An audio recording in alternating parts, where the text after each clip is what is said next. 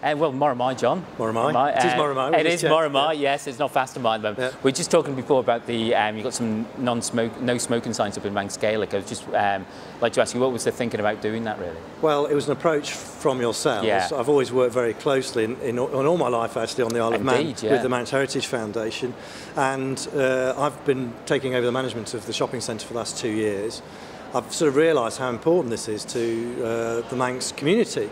It's 21 years old, the centre, but we're just about to have our 2 millionth person through the door, so that shows you how many actually people come through here. So I think that together we can make a bit of a difference. What's good about the Isle of Man is we've got our own language, we've got our own monetary system, and those things are unique to us, and we should highlight those more. Douglas is not a clone town. We're doing a lot better. We've got a lot less empty shops, believe it or not. I know people laugh at this, than most towns in the northwest, and it's something we should help to protect. And by using the Manx language, it's identifying us, making us different, and we'll continue on with our culture. So I think it's very important, and we're, as you rightly said, do it in a subtle way.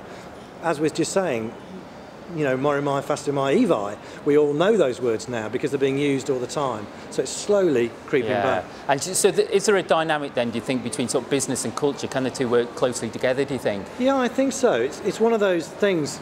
What's really important is when retail's obviously having a hard time at the moment, the Isle of Man's having a hard time, we mustn't lose sight of our culture and our heritage, and people like the Manx Heritage Foundation should not receive massive cuts, or the Arts Council. It's important to keep those things going because it gives a great well-being. So it's important to balance our budgets and include something in the business sector to help promote language. Yeah. Well, we're very keen just to try and get the language across in sort of way, just in ways in which are appropriate for business. We know, we know loads of people that aren't fluent Manx speakers, but I think from our point of view, it's trying to encourage people to use the language in ways that are appropriate, increase the visibility of it, and just say, look, in the end of it, this isn't Bolton. It's not a windier version of Bolton. It's not the Isle of Wight. It's not Jersey. It's the Isle of Man. I think it's great because it actually helps to make our job a bit easier because it's something we can promote and we are different. Yeah. And it's great when the cruise ships come in. You can see them standing outside there looking. Yeah. Because there isn't that much, is there really?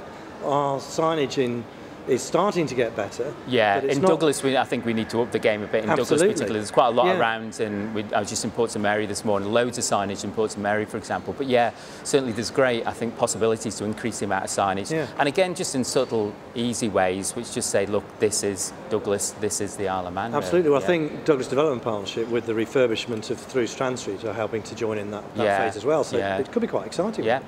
Good. Cheers for speaking to me. No, and thank you, and let's hope it carries on, and we want to see more Manx in the centre. Yeah, I'd agree with that. Cheers, sir. Cheers.